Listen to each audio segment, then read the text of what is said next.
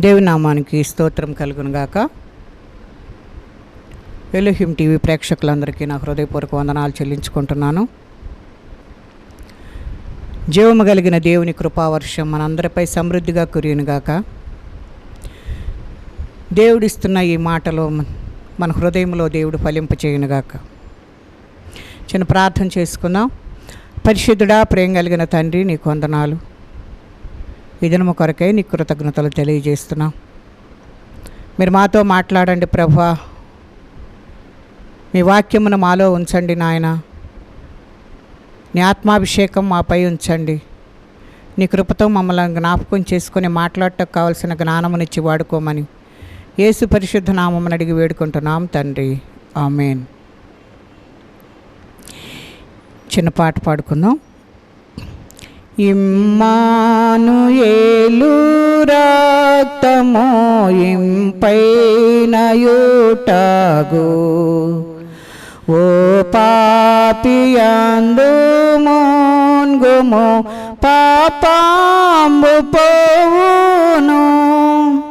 యేసుండు నాకు మారుగా సిల్వ జవాగా, శ్రీయేసు రక్తమెప్పుడు స్రావించు నాకుగా.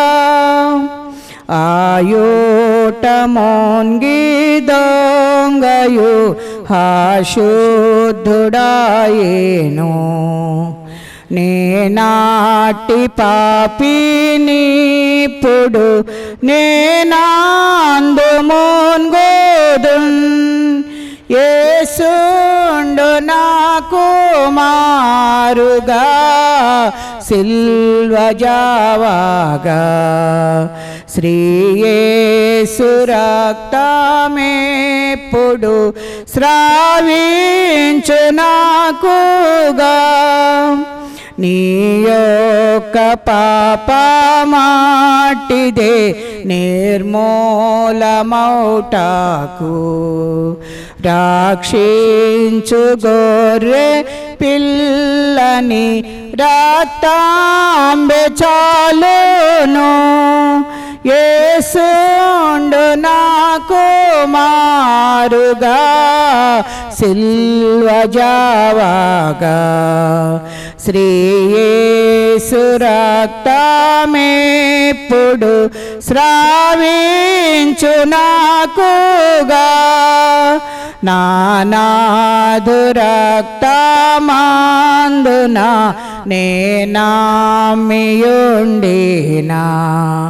నా దేవుని నిండు ప్రేమ నేనాందు చూచేదన్.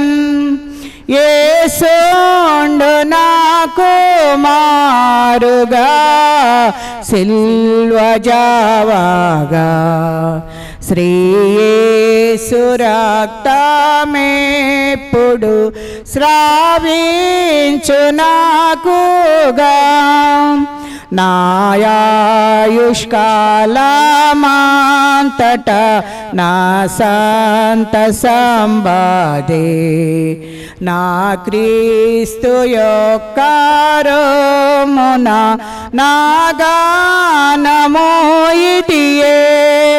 యేసుండు నాకు మారుగా సిల్వ జవాగా, శ్రీయేసు రక్తమెప్పుడు స్రావించు నాకుగా. హల్లెలూయా.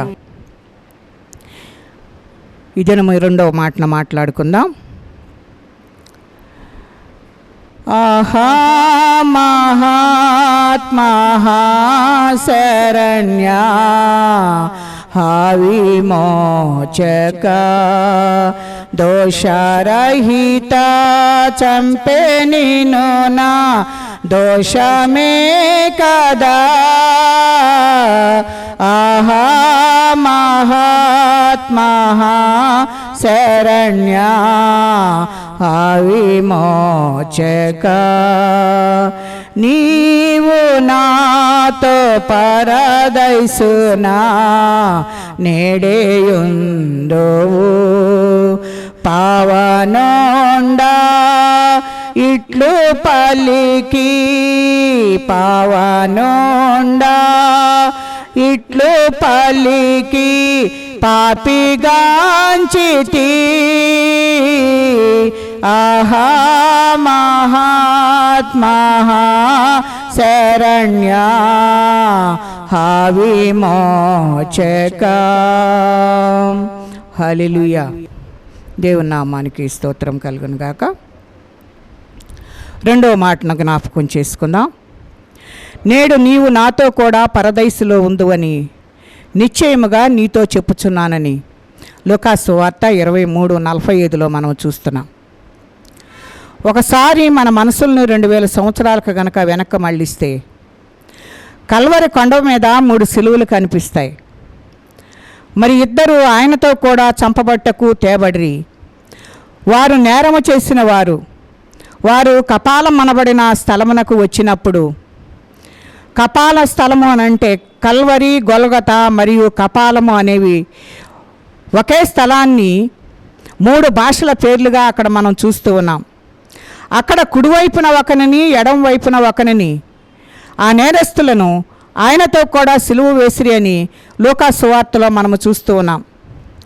ప్రభువును సిలువ వేసిన ఆ రోజే ఇద్దరు నేరస్తులు కూడా సిలువ శిక్ష విధింపబడటం, ఆ ఇద్దరు నేరస్తులు కూడా అదే స్థలానికి తీసుకొని రాబట్టం, ఆ ఇద్దరిలో ఒకడు కుడివైపున, రెండవ వాడు ఎడం వైపున సిలువ వేయబట్టం, ఇదంతా ఏదో అనుకోకుండా జరిగిన విషయం కాదు. కానీ ఇది కూడా దైవ ప్రణాళికలలో ఒక భాగంగా కనబడుతుంది. ఆ కల్వరి కొండ మీద నుండి దేవుడు సర్వ మానవాళికి ఒక గంభీరమైన సందేశాన్ని అందిస్తున్నట్లుగా మనం చూస్తున్నాం. ఆ కల్వరి కొండ మీద ఆ దృశ్యము నుండి దేవుడు మానవాళితో పదే పదే మాట్లాడుతూనే ఉన్నాడు. మనం జాగ్రత్తగా గమనించినట్లయితే యేసుతో కూడా కల్వరి కొండ మీద సిలువ వేయబడిన 2 బందిపోటు దొంగలు, వారిద్దరూ కలిసి జీవించారు, ఇద్దరూ కలిసి దొంగతనాలు చేశారు, ఇద్దరూ కలిసి హత్యలు చేశారు, ఇద్దరూ ఒకేసారి పట్టుబడ్డారు, ఇద్దరికీ ఒకే విధమైన శిక్ష, మరణ శిక్ష విధించబడినట్లుగా చూస్తూ ఉన్నాం. ఇద్దరూ ఒకే స్థలానికి తీసుకొని రాబడ్డారు. కానీ ఆ కల్వరి కొండ మీదకి వచ్చిన తరువాత ఒకడు యేసునకు కుడివైపున, రెండవ వాడు ఎడమవైపునకు తీసుకొని పోబడ్డారు. ఒకడు కుడివైపున, రెండవ వాడు ఎడమవైపున, మధ్యలో యేసు సిలువ వేయబడినట్లుగా మనము బైబిల్ గ్రంథంలో చూస్తున్నాం. ఈ సంఘటనను గురించి దేవుడు తన ప్రవక్తల ద్వారా ముందుగానే తెలియపరిచాడు. ఇంతకు ఈ కల్వరి కొండ మీద జరుగుతున్న అద్భుతం ఏమిటి అని మనం గమనించినట్లయితే, జరుగుతున్న దానిని 2 దొంగలు కూడా చూచారు. ఇద్దరూ ప్రభు యొక్క సిలువను దగ్గరగా గమనిస్తూ ఉన్నారు. యూదుల రాజు నజరేయుడైన యేసు అనే మాటలు ఇద్దరు కూడా చదివినట్లుగా చూస్తున్నాం. తండ్రి, వీరేమి చేయుచున్నారో అని వీరిని క్షమించమని ప్రభు చేసిన ప్రార్థన కూడా ఇద్దరు కూడా విన్నట్లుగా చూస్తూ ఉన్నాం. ఇద్దరూ ప్రభువుకు సమాన దూరంలోనే దగ్గరగా ఉన్నట్లుగా చూస్తున్నాం. ఇద్దరూ మరికొద్ది వ్యవధిలో మరణిస్తారు. ఇద్దరికీ సమానమైన అవకాశం ఇవ్వబడింది. వారి జీవితపు చిట్ట చివరి క్షణాల్లో వారికి ఒక అద్భుతమైన అవకాశం ఇవ్వబడింది కనుక, కానీ ఒకడు అవకాశాన్ని పూర్తిగా జార విడుచుకున్నాడు, పాతాళానికి వెళ్ళినట్లుగా చూస్తున్నాం. రెండవ వాడు ఆ అవకాశాన్ని గట్టిగా పట్టుకొని పరదైసులో ప్రవేశించినట్లుగా చూస్తూ ఉన్నాం. ఎడమ వైపున ఉన్నవాడు తన హృదయాన్ని ఇంకా కఠినపరుచుకున్నాడు. యేసు సిలువను అపహాస్యం చేసినట్లుగా యేసు ప్రేమ వాక్కులను విన్నాడు, కానీ ఆయన ప్రేమను గ్రహించలేకపోయాడు. ప్రభువును చూచి, నువ్వు క్రీస్తువు కదా, నిన్ను రక్షించుకొనుము, మమ్మలను కూడా రక్షించమని అవహేళన చేసినట్లుగా మనము చూస్తున్నాం. ప్రభువు తనను తాను రక్షించుకోలేక కాదు, కానీ ప్రభువు సిలువ మీద నుండి దిగి రాలేదా అంటే, ప్రకృతి శాసించిన యేసు, దెయ్యములను పారద్రోలిన యేసు, నీటి మీద నడిచిన యేసు, మరణించిన వారిని లేపిన యేసు సిలువ మీద నుండి దిగిరాలేడా అనేది మనం ఒకసారి గమనించినట్లయితే, ఆయన ఖచ్చితంగా రాగలడు, కానీ ఆయన ముమ్మాటికి రాగలడు, తనను తాను రక్షించుకొనగలడు, కానీ ఆయన ఇష్టపూర్వకముగా తనను తాను అప్పగించుకున్నాడు. ఆయన భూలోకానికి వచ్చిందే మరణించటానికి కనుక, పాపము వల్ల దేవునికి దూరం అయిపోయిన మానవాళి స్థానంలో ఒక పరిశుద్ధుడు మరణిస్తే కానీ పాప నివారణ జరగదు కనుక, ఆయన దిగిరాటానికి కుదరదు కనుక మనము జ్ఞాపకం చేసుకోవాలి. మరి ఎడం ప్రక్కనున్న దొంగ మాట్లాడుతూ ఉన్నాడు, నీకు చేత అయితే నిన్ను నువ్వు రక్షించుకొని మమ్మల్ని కూడా రక్షించమని అవహేళన చేస్తున్నట్లుగా చూస్తూ ఉన్నాం. ప్రభు తన పరిచర్య ప్రారంభంలో అరణ్యములో 40 దినములు ఉపవాస ప్రార్థన సమయంలో అపవాది యేసును సమీపించి నువ్వు దేవుని కుమారుడవైతే అంటూ యేసును శోధించినట్లుగా మనము బైబిల్ గ్రంథంలో చూస్తున్నాం. యేసు సిలువలో వేలాడుతున్న సమయంలో దుష్టుని సంబంధి అయిన ఈ దొంగ నీవు క్రీస్తువు కదా అంటూ పరిహాసమాడుతున్నట్లుగా మనము చూస్తున్నాం. కానీ ఆ దొంగ విసిరిన సవాలుకు యేసు స్పందించి ఆ సిలువ మీద నుండి దిగివస్తే ఈనాడు మానవులకు పాప క్షమాపణ అంటూ ఉండేది కాదు కనుక ఆయనే సిలువ మీద నుండి దిగివస్తే ఈనాడు ప్రపంచానికి రక్షకుడు ఉండేవాడు కాదు. అందుకే ఎడం వైపునున్నవాడు ఎంత దూషించినా ఎంత శోధించినా కూడా ప్రభు ఏమాత్రము కూడా స్పందించలేదని మనము జ్ఞాపకం చేసుకోవాలి. వాని దూషణ మాటలకు ఎట్టి జవాబు కూడా దేవుడు అక్కడ ఇచ్చినట్లుగా బైబిల్ గ్రంథంలో లేదు. అయితే అక్కడ ఒక విచిత్రం జరిగినట్లుగా మనం చూస్తూ ఉన్నాం. ఎడమ వైపున ఉన్న వాని దూషణల మాటలకు యేసు బొత్తిగా స్పందించలేదు, కానీ కుడివైపున ఉన్న దొంగ జవాబిచ్చాడు. అది ఎంతో ఆశ్చర్యంగా మనకు కనబడుతూ ఉంది. నీవును అదే శిక్షలో ఉన్నావు కనుక దేవునికి భయపడవా అని అతన్ని గద్దించినట్లుగా మనము చూస్తూ ఉన్నాం. దేవుడైతే మరి మాట్లాడలేదు, కానీ ఎడం పక్క దొంగ మాట్లాడినప్పుడు కుడివైపునున్న దొంగ జవాబిస్తూ ఏమని అంటున్నాడంటే, నీవు నేను కూడా అదే శిక్షలో ఉన్నాము గనక నువ్వు దేవునికి భయపడవా అని గద్దించినట్లుగా మనము చూస్తూ ఉన్నాం. మనకైతే ఇది న్యాయమే, కానీ మనము చేసిన వాటికి తగిన ఫలము పొందుతున్నాము అంటూ తన పాపపు జీవితాన్ని గూర్చి పశ్చాత్తాపడుతున్నట్లుగా మనకు కనబడుతోంది. అంతేకాదు, కానీ ఈయన ఏ నేరమును తప్పిదమును చేయలేదు అని ప్రభువును గూర్చి గొప్పగా సాక్ష్యం ఇస్తున్నట్లుగా మనము చూస్తూ ఉన్నాం. మరి ఇంతలోనే ఎంత మార్పు కనబడుతుందో ఈ సంఘటన ప్రభు సిలువ వేయబడిన మొదటి గంటలోనే మనకు జరిగినట్లుగా మనము చూస్తూ ఉన్నాం. ఈ ఇద్దరు వ్యక్తులు యేసుకు మధ్య ఉన్న పరిచయము చాలా తక్కువ. వారు ఆ ముగ్గురు కూడాను ఆ కల్వరి కొండ మీద ఒకే స్థలంలో సిలువ వేయబడినట్లుగా మనము గమనిస్తూ ఉన్నాం. ఈ ఇద్దరు దొంగలకు యేసు మధ్య ఉన్న పరిచయం కేవలము మరి అది మాత్రమే. అయితేనేం కొద్ది నిమిషాల వ్యవధిలోనే కుడివైపున సిలువ వేయబడిన దొంగ జీవితంలో ఒక గొప్ప అద్భుతం జరిగినట్లుగా మనము జ్ఞాపకం చేసుకోవాలి. మరి కొద్ది వ్యవధిలో లేక మరి కొన్ని గంటల్లో వారు ముగ్గురు కూడా మరణిస్తారన్న సంగతి వారికి కూడా తెలుసు. ఒకవైపున భయంకరమైన బాధను అనుభవిస్తూ ఎడం వైపున ఉన్నవాని మాటలను ఖండిస్తూ తన ధైర్యాన్ని కూడగట్టుకుని యేసు నీవు నీ రాజ్యంలోనికి వచ్చినప్పుడు నన్ను జ్ఞాపకం చేసుకో అని దేనంగా మనవి చేసినట్లుగా మనం చూస్తున్నాం. మరణిస్తున్న ఒక వ్యక్తి తనకు లాగానే మరణిస్తున్న మరొక వ్యక్తికి ప్రార్థించటం, నీవు వచ్చినప్పుడు నన్ను జ్ఞాపకం చేసుకో అని వేడుకోవటం మనకు ఎంతో ఆశ్చర్యంగా కనబడుతుంది. ఇంతకు ఆ కుడివైపున ఉన్న వానికి జీవితంలో ఏం జరిగింది అనేది మనం జ్ఞాపకం చేసుకుంటే, అతడు యేసు మానవాతీతుడు అని గ్రహించాడు. తనను సిలువ వేసిన వారిని సైతం క్షమించగలిగిన ప్రేమమూర్తి అని కన్నులారా చూసినట్లుగా మనము చూస్తూ ఉన్నాం. యేసు నిర్దోషి అని తన వంటి పాపుల కొరకే మరణిస్తున్నాడని ఆ దొంగ గ్రహించినట్లుగా మనము చూస్తున్నాం. తనకు సిలువ శిక్ష న్యాయమేనంటూ తన పాపపు స్థితిని ఒప్పుకున్నట్లుగా అక్కడ కనబడుతూ ఉంది. మరణం తరువాత కూడా జీవితం ఉందని ఆ దొంగ గ్రహించినట్లుగా చూస్తున్నాం. యేసు మరణించినా తిరిగి లేస్తాడు అని ఆ దొంగ నమ్మాడు. యేసుకు ఒక రాజ్యం ఉంది, ఆ రాజ్యానికి ఆయనే రాజు అని ఆ దొంగ నమ్మాడు. మరణించిన వారిని సైతం లేపగలిగిన శక్తి యేసుకు ఉంది అని ఆయన విశ్వసించాడు. అటువంటి గొప్ప రక్షకుడు తనకు కూడా కావాలని మనసారా ఆ కుడివైపునున్న దొంగ కోరుకున్నాడు. అందుకే ఆయనను యేసు అంటే అర్థము రక్షక అని పిలిచినట్లుగా చూస్తూ ఉన్నాం. యేసు అని పిలిచాడు, దేనంగా ప్రార్థించాడు. ప్రభువు నుండి ఒక గొప్ప వాగ్దానాన్ని పొందాడు. ఏమనంటే, ప్రభువు సిలువ మీద నుండి పలికిన 7 మాటల్లో వాగ్దానంతో కూడుకున్న మాట ఇదొక్కటే, నేడు నీవు నాతో కూడా పరదైసులో ఉందువని నిశ్చయముగా చెప్పుచున్నాను. నీవు క్రీస్తువు గదా అని ప్రభువును తృణీకరించిన ఆ ఎడమ వైపున ఉన్న వానితో ప్రభువు ఏమీ మాట్లాడలేదు. కానీ నన్ను జ్ఞాపకం చేసుకో అని దీనంగా అర్థించిన ఈ కుడివైపున ఉన్న వాని క్షమించి తన పరదైసులోనే చోటిచ్చినట్లుగా మనము చూస్తూ ఉన్నాం. అంతకు ముందటి రాత్రి అతడు చెరసాలలో ఖైదీగా ఉన్నాడు. పగలు సిలువలో వేలాడుతూ ఉన్నాడు. మరుసటి సాయంకాలానికి యేసు చెయ్యి పట్టుకొని పరదైసులో ప్రవేశించాడు. ఇది ఎంతో అద్భుతంగా ఆశ్చర్యంగా మనకు కనబడుతున్నట్లుగా మనము చూస్తూ ఉన్నాం. ఇంతకు పరదైసులో ఎవరుంటారనేది మనము చూస్తే పరదైసులో పరిశుద్ధులు ఉంటారు. అనగా పాప క్షమాపణ పొందిన వారి మొదటి మజిలీ పరదైసు. ఒక వివాహ కార్యక్రమానికి ముందుగా విడిది గృహము ఎటువంటిదో పరదైసు కూడా అలాంటిదే విడిది గృహంగా మనకు కనబడుతుంది.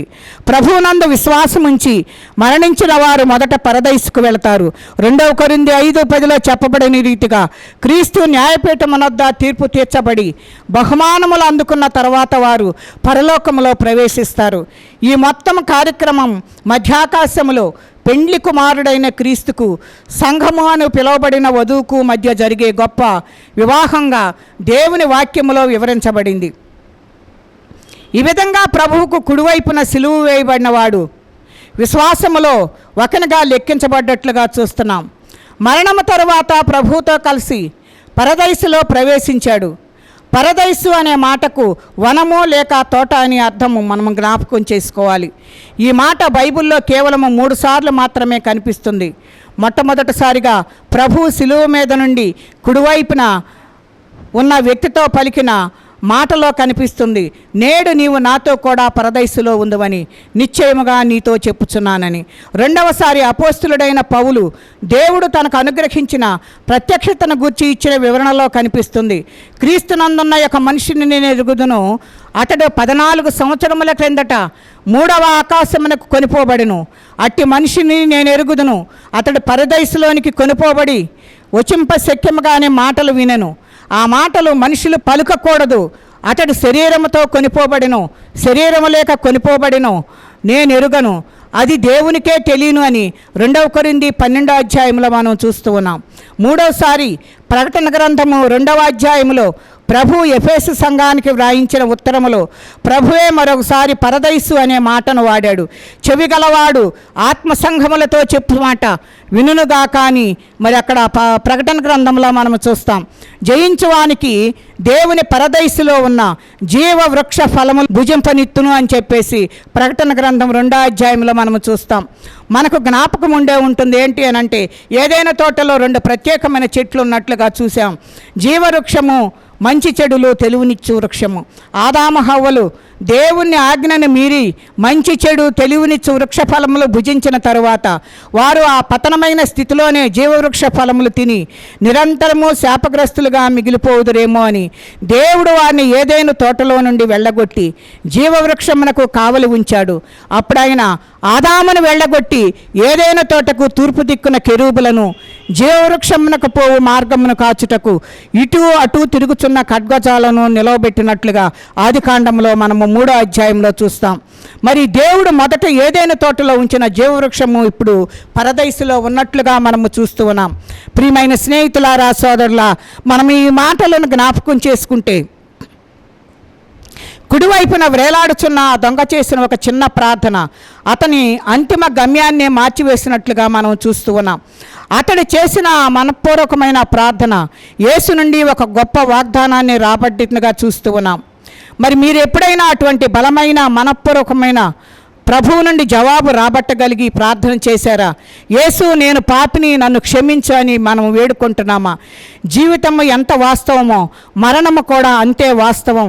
మరణము ఎంత వాస్తవమో మరణం తర్వాత జీవితము కూడా అంతే వాస్తవంగా మనకు కనబడుతూ ఉంది. కనుక మనం ఏం చేయాలి అనేది మనం జ్ఞాపకం చేసుకుంటే, సమయం ఉండగానే, ప్రభువును అందుబాటులో ఉండగానే ఆయన సిలువను ఆశ్రయించి ఆయనకు ప్రార్థించి పాప క్షమాపణ అనుభవం పొంది ప్రభువుతో సదాకాలం జీవించుటకు సిద్ధపడి ఉండటము ఎంతో అవసరమై ఉన్నది. గమనించండి, యేసు సిలువ ఒక వ్యక్తి యొక్క జీవితాన్ని 2గా విభజిస్తుంది. పాత జీవితము, రెండవది క్రొత్త జీవితము. ఎవడైనాను క్రీస్తునందున్న ఎడల వాడు నూతన సృష్టి, పాతవి గతించెను, ఇవిగో క్రొత్తవాయన అని చెప్పేసి 2 కొరింథీలో మనం చూస్తూ ఉన్నాం. కుడివైపున ఉన్న దొంగ పాపిగా సిలువకెక్కాడు. యేసును ఆశ్రయించి నూతన సృష్టిగా మార్పు చెందినట్లుగా మనము పరదైసులో ప్రవేశించినట్లుగా మనము చూస్తూ ఉన్నాం. యేసు శిలువ ఒక వ్యక్తి యొక్క జీవితాన్ని విభజించడం మాత్రమే కాదు, కానీ యేసు శిలువ సర్వ మానవాళిని 2 గుంపులుగా విభజిస్తుంది. ఈ లోకంలో కులాలు, గోత్రాలు, పేదలు, ధనికులు, చదువుకున్నవారు, చదువురాని వారు, పురుషులు, స్త్రీలు, ఇలా ఎన్నో విభజనలు. కానీ దేవుని దృష్టిలో 2 గుంపులు. ఒకటి సిలువను తృణీకరించిన గుంపు, రెండవది సిలువను ఆశ్రయించిన వారి గుంపు. యేసును నమ్మని గుంపు, యేసును నమ్మి నీతిమంతులుగా తీర్చబడిన గుంపు. సిలువను గూర్చిన వార్త నశించుచున్న వారికి వెర్రితనము గాని, రక్షించబడుచున్న మనకు దేవుని శక్తి అని భక్తుడైన పౌలు మనతోటి మాట్లాడుతూ ఉన్నాడు. భక్తుడు చెప్పిన మాటలు యేసుకు ఎడమవైపున ఉన్నవాడు నశించుచున్న గుంపునకు సాదృశ్యంగా కనబడుతుంది, కుడివైపున ఉన్నవాడు రక్షించబడుచున్న గుంపుకు సాదృశ్యంగా కనబడుతూ ఉంది. 2 గుంపులు. కుడివైపున ఉన్నవాడు పరదైసుకు వెళ్ళాడు, మరి ఎడమవైపున ఉన్నవాడు ఎక్కడికి వెళ్ళాడని మీరు అడగవచ్చు. కానీ ఇతని జీవిత వృత్తాంతంలో ఎంతో విచారకరం, ఇతని జీవితం ముగింపు ఎంతో దుఃఖకరం. అతడు యేసుకు బహు దగ్గరగా ఉన్నాడు, యేసును దగ్గరగా చూశాడు, కానీ యేసుతో మాట్లాడాడు, యేసుతో పాటు అదే కల్వరి కొండపైన సిలువ వేయబడ్డాడు. కానీ అతడు యేసును ఆశ్రయించనందువలన దేవునికి శాశ్వతంగా దూరమైపోయినట్లుగా, పాతాళానికి వెళ్ళిపోయినట్లుగా చూస్తూ ఉన్నాం. పాతాళము కూడా నరకము వంటిదే. లూకాసు వార్త 16వ అధ్యాయంలో మనం చూస్తే ధనవంతుడు లాజరు వృత్తాంతం చదివినట్లయితే మనకు ఆ భాగాలు మనకు కనపడుతూ ఉన్నాయి. అక్కడ నుండి ఆయన మాట్లాడుతూ ఉన్నాడు ధనవంతుడు. మరి అబ్రహాము రొమ్మున ఆనుకున్న లాజరును పిలుస్తూ ఒక్క చుక్క మరి నోట్లో నీటిని వేయమని ఎంతగానో ప్రాధేయపడుతున్నట్లుగా చూస్తూ ఉన్నాం. ధనవంతుడు భూలోకములో ఉన్నంత కాలము కూడాను ఎంతో మరి తన ఇష్టానుసారముగా జీవించాడు. కానీ మరి లాజరు అయితే ఎంతో దీనత్వంతో జీవించాడు. మనము కూడా ఈ లోకంలో ఉన్నంతకాలము ధనవంతుడు జీవించిన విధానంలో మనము జీవించగా మనలను మనము తగ్గించుకుని దేవుని దగ్గర మనము పశ్చాత్తాపడేవారిగా ఉండాలని, మరి మనము కూడాను దేవుని యొక్క ధవళ సింహాసనము దగ్గరకు మనము తీర్పులో ఉన్నప్పుడు ఆ తీర్పులో నుండి మనము తొలగిపోయేవారిగా ఉండాలి. ఎందుకంటే దేవుడు మనలను తప్పించుతాడు కనుక మనము దేవుణ్ణి ఆశ్రయించే వారిగా ఉండాలని దేవుడు మనల్ని కోరుకుంటున్నాడు. ఈ 2 గుంపులను గూర్చి ప్రభే స్వయంగా వివరించాడు కనుక తన మహిమతో మనుష్య కుమారుడును ఆయనతో కూడా సమస్త దూతలను వచ్చినప్పుడు సమస్త జనములు ఆయన ఎదుట పోగు చేయబడుదురు. తన కుడివైపునున్న గొర్రెలను ఎడమ వైపున మేకలను నిలువబెట్టును. తన కుడివైపునున్న వారిని చూచి నా తండ్రి చేత ఆశీర్వదించబడిన వారలారా రండి, ఈ లోకం పుట్టినది మొదలుకొని మీ కొరకు సిద్ధపరచబడిన రాజ్యమును స్వతంత్రించుకొనుడి అని చెప్పును. ఎడమ వైపునున్న వారిని చూచి శపింపబడిన వారలారా నన్ను విడిచి అపవాదికిని వాని దూతలకు సిద్ధపరచబడిన నిత్యాగ్నిలోనికి పోవుడు అని చెప్పును. దేవుడు ఈ రీతిగా మరి కుడివైపున ఎడమ వైపున ఉన్న వారిని బట్టి దేవుడు మనకి ఈ రీతిగా సెలవిస్తూ ఉన్నాడు కనుక కుడివైపున ఉన్నది ఆశీర్వాదకరముగా ఉంది, ఎడమ వైపున ఉన్నది పాతాళమునకు పోయినది కనుక ఇట్టి మాటలను మనము గ్రహించుకొని దేవుని సన్నిధిలో మనము మరి కుడివైపున ఉన్న దొంగ దేవుని ఎలాగను ఆశ్రయించాడో అలాగ ఆశ్రయించినట్లయితే నిన్ను కూడా పరదేశునికి చేర్చడానికి దేవుడు ఇష్టపడుతున్నాడు కనుక ఇట్టి మాటలతో దేవుడు మనల్ని బలపరచునుగాక. దేవుడి కొద్ది మాటలు మన వినికిడిలో దీవించి ఆశీర్వదించునుగాక. చిన్న ప్రార్థన చేసుకుందాం.